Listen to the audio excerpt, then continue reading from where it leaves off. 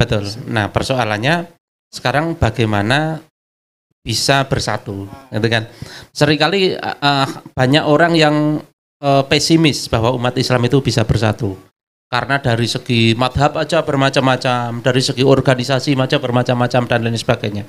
Tetapi mereka lupa bahwa kita punya Tuhan yang satu, punya Rasul yang satu, punya Al-Quran yang satu. Itulah yang akan mengikat sebenarnya.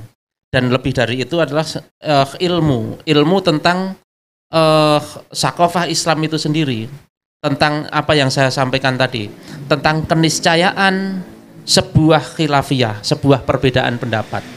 Jadi begini, ini masih agak lama ya. Kalau agak lama saya terangkan.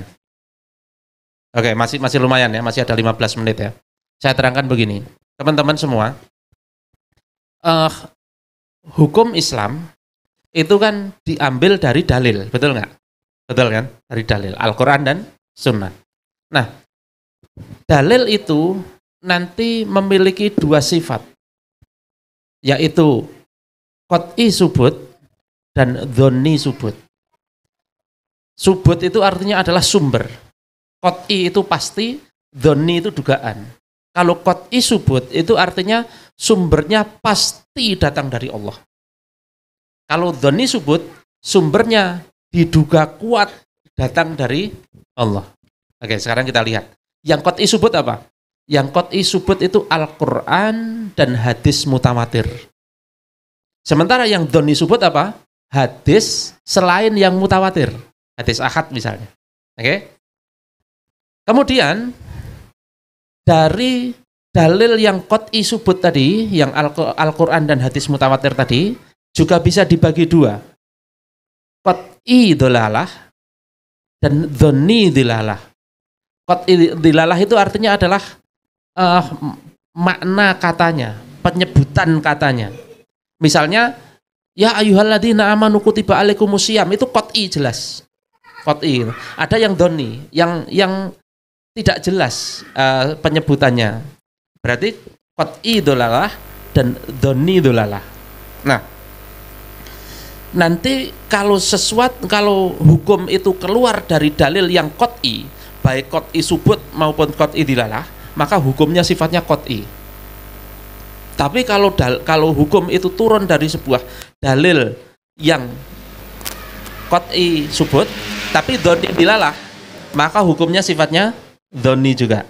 Begitu juga kalau hukum itu keluar dari dalil yang sifatnya dhonni subut, maka dia juga dhonni.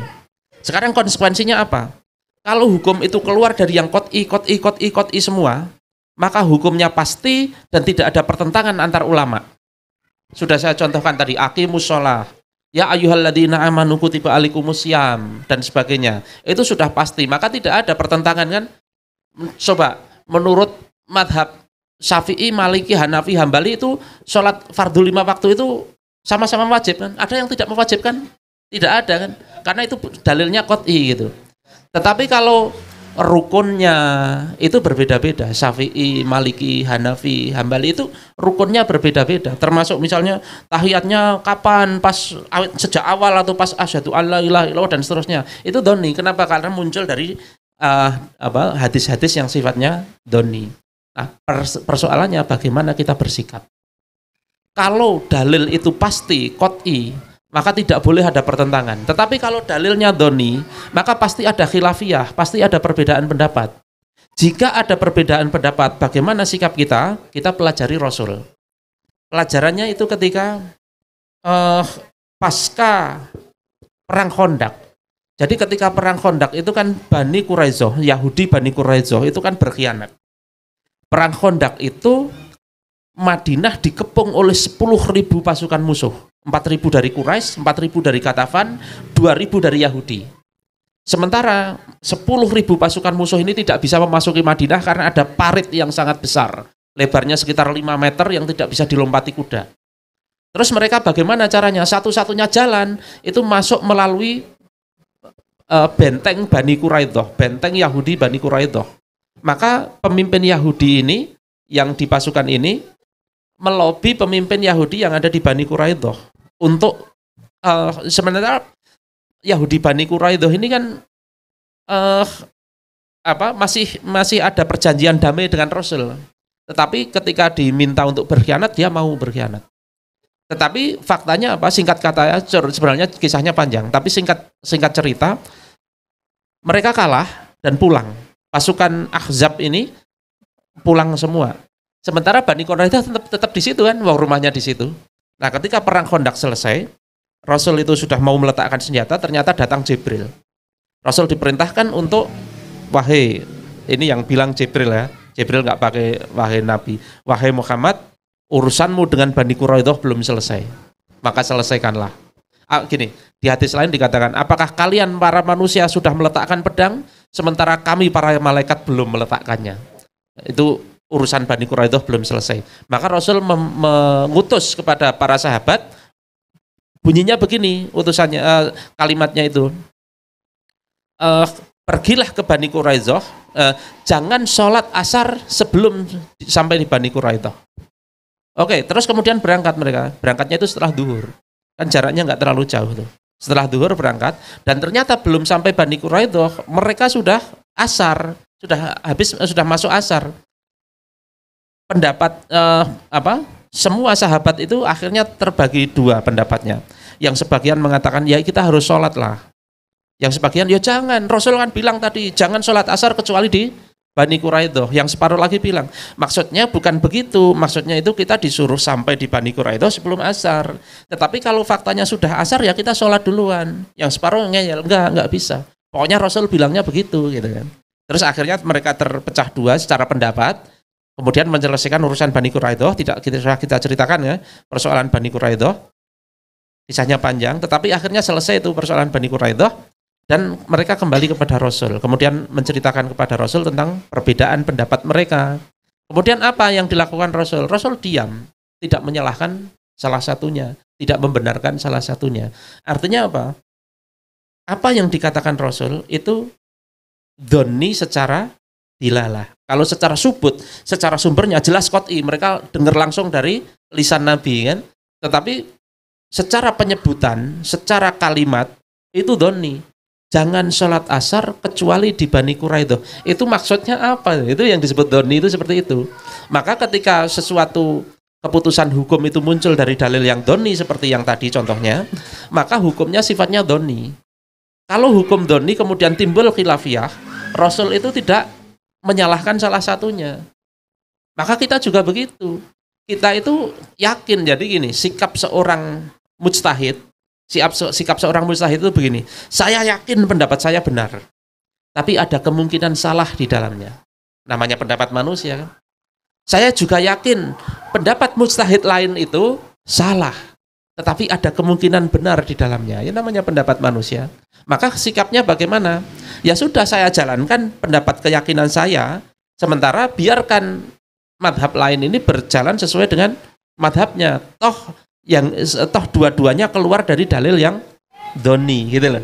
Kecuali sesuatu yang qot'i kok dilanggar, nah itu nggak bisa, nggak ada khilafiyah terhadap sesuatu yang qot'i. Misalnya ya ayyuhalladzina amanu kutiba alaikumusiyam, terus ada yang bilang, oh puasa itu tidak wajib, nah itu bukan khilafiyah, itu sudah jelas qot'i. Ada yang bilang sholat 5 waktu itu tidak wajib, oh nggak bisa, dalilnya sudah qot'i gitu kan. Termasuk rokaat di dalam sholat itu semua qot'i karena muncul dari hadis yang mutawatir semua gitu.